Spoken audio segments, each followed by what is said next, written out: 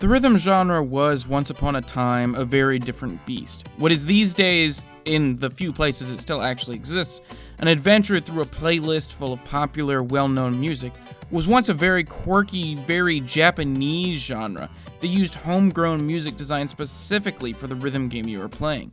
And PaRappa the Rapper is one of the best examples of that genre. Originally released for the PS1, the game puts you in the role of the eponymous PaRappa, a dog who wants to gain the affection of a flower girl. Of course, the only way to get anything done in PaRappa's world is to rap about it. Whether he's learning to drive a car or selling items at a flea market, he has to rap his heart out. What that actually means in gameplay terms, like any rhythm game of the time, is simply hitting the right buttons on the controller in time with the music. The game is short if you make your way through it quickly, but it can also be pretty hard at times. PaRappa demands utter precision from its players, and assuming all your hardware is good to go, that's great. But it also poses a problem with modern equipment.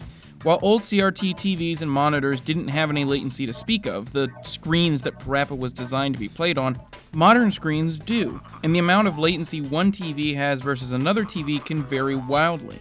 Thankfully, the game does contain an easy mode, which is completely playable without having to resort to any extreme measures like going and picking up a new tube TV. Though the difference between easy mode and the game's default difficulty is pretty vast. If you play on easy, you are going to breeze through this game really quickly. If you absolutely must play on the default difficulty, you're probably going to need to find yourself an old tube TV or play it on PSP or Vita, where lag is not an issue.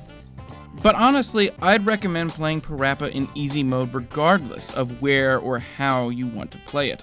The fun this game has to offer isn't in the difficult gameplay. In fact, that's perhaps the least interesting part. It's no different than most other rhythm games you've already played. What's great about this game are all the weird characters and how you interact with them through rap. It's like if what's going on in the background of a Rock Band game was the most interesting thing in Rock Band. While you're playing Rock Band, you can't really pay attention to that stuff. And it's the same thing here. Easy mode affords you better opportunities to really watch what's going on in the levels, which have every bit as much charm in them as the cutscenes that you watch between those levels. In a modern sense, in a world of rhythm games with hundreds of songs to choose from, PaRappa doesn't seem like it has a lot to offer. But what it lacks in both selection and gameplay, it makes up for with fantastic comedic raps and a delightful, if rote, story and set of characters. Every Monday, I look at a game that came out at least 10 years ago, and I see if it's held up today, if it's still worth playing now.